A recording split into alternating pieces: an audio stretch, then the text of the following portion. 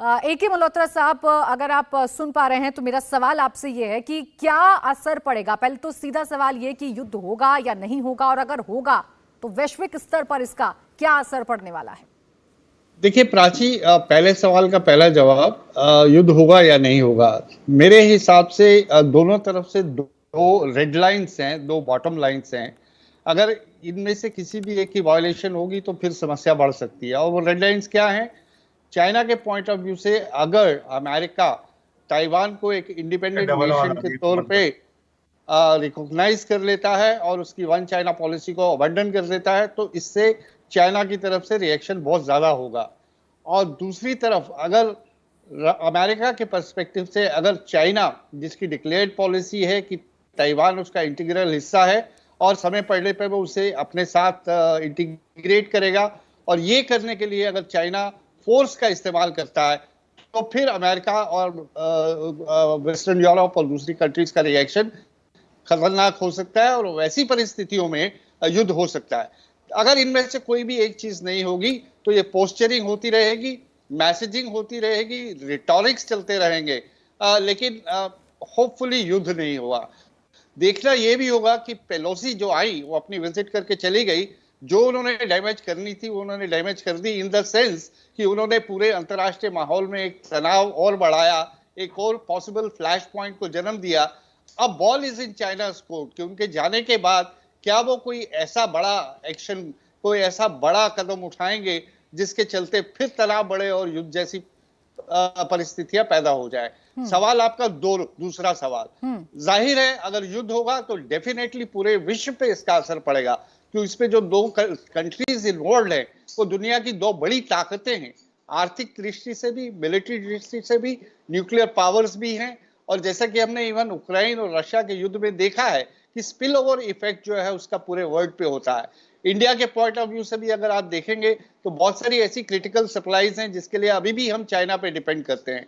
और जो फिर वो स्टेट है आपकी ताइवान स्टेट और इंडियन ओशन और इंडो पैसिफिक पे जो सब शिपिंग लेन्स हैं उन सब पे इफेक्ट पड़ेगा। तो पूरी दुनिया को इसका खमियाजा भुगतना पड़ेगा, और इस बात की रियलाइजेशन मेरे ख्याल से अमेरिका को भी है। आखिरी बात ये कहूंगा, ये विजिट जरूरी नहीं थी और ये पेलोसी ने विजिट करके सिर्फ नुकसान किया है। अगर आप कॉस्ट बेनिफिट एनालिसिस करेंगे तो मुझे लगता है कि इस विजिट से नुकसान ज्यादा हुआ है, फायदा कम हुआ है। जो मैसेजिंग वो कर रही हैं कि there is a bipartisan support for Taiwan in America, वो मैसेज तो ऑलरेडी कई बार कन्वे हो चुका है। सिर्फ इसको दोहराने के लिए आप खुद चल के आ रहे हैं यहाँ पे और माहौल खराब करते हैं, तो मुझे लगता है ये अच्छा नहीं हुआ है। रामेश्वर राय जी, जो बात कह रहे हैं AK मल्होत्रा साहब, इस बात से आप कितना इत्तेफाक रखते हैं? क्या वाकई चाइना इस वक्त एक ऐसी भूमिका में है कि अमेरिका, माफ कीजिएगा, ऐसी भूमिका में है कि वो चाइना और ताइवान को सिर्फ आमने सामने ला रहा है, सिर्फ चाइना को भड़का रहा है, उसकी बौखलाहट को बढ़ा रहा है, जिसकी जो रिजल्ट हैं, जो परिणाम हम देख रहे हैं कि ताइवान को घेर लिया है चाइना ने, 6 तरफ से युद्धाभ्यास शुरू कर दिया है, जो उसके फाइटर जेट हैं वो देखे जा सकते हैं। क्या वाकई में ऐसा है?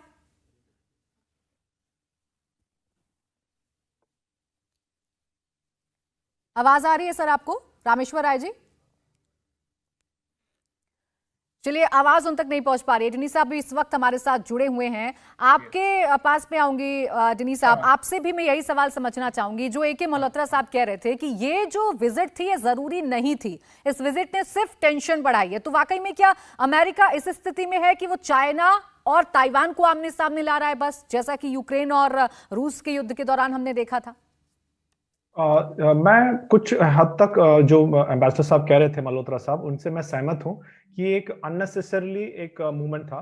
और खास तौर पे जो रिपोर्ट्स आ रहे हैं खासतौर से यूएस से, कि यूएस की मिलिट्री और यूएस के कुछ डिप्लोमेट्स भी इस ऐसे मूव से सहमत नहीं थे।